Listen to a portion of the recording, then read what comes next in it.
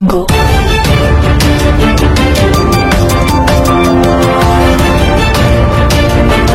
बर्तमान बड़ खबर पाणीपाग को नहीं बड़ सूचना नुआ अपडेट आज तातीर विरति 2 तारिख जाए वर्षा सहित घड़घड़ी संभावना किसी जिले में कुआपथर माड़ को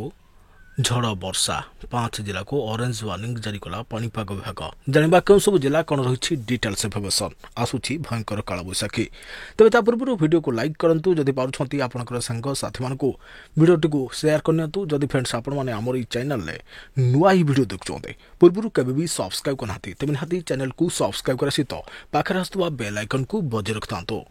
तेज आज राज्य में कालबैशाखी प्रभाव में वर्षा हो अधिकांश स्थान में घड़घड़ी सहित वर्षा हो पारे दक्षिण और उत्तर ओडिशार किछि स्थान में झड़ वर्षा आशंका रही 50 ରୁ 60 किलोमीटर बेगर बहीपारे पवन वर्षा जोगु तातिरे सामयिक विरति लगिपारे पाणीपाग विशेषज्ञ एभली पूर्वानुमान करथिबा कुहाଯାଉଛି। तेज आज मयूरभंज बालेश्वर केन्दुझर कोरापुट और गंजाम में कुआपथर वर्षा और घड़घड़ी सहित 50 ରୁ 60 किलोमीटर बेगर बहिब पवन एहिसबू जिला ऑरेंज वार्निंग जारी होछि। पुरी खोर्धा नयगढ़ गंजाम गजपति सोनपुर बौद्ध नुआपड़ा बलांगीर कलाहांडी कंधमाल नवरंगपुर रायगड़ा और मालकानगिरी में वर्षा और घड़घड़ी सहित 40 ରୁ 50 किलोमीटर बेगर बहिब पवन उपकूल ओडिशा समेत राज्यर अन्य अंचल भी कालबैशाखी वर्षा हो पारे बोली सोया जलवायु और परिवेश केन्द्र निर्देशक डॉक्टर शरद चंद्र साहू पूर्वानुमान करछन्ते। पाणीपाग विभाग पूर्वानुमान अनुसार आज रात्रि बदलिब पाग तेज मयूरभंज बालेश्वर और भद्रकर विभिन्न स्थान में कुआपथर वर्षा सहित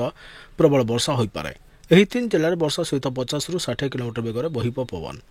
एने ऑरेंज वार्निंग जारी करिछि विभाग। सेहिभଳି जाजपुर केन्द्रापड़ा ढेंकानाल केन्दुझर और जगतसिंहपुर में घड़घड़ी सहित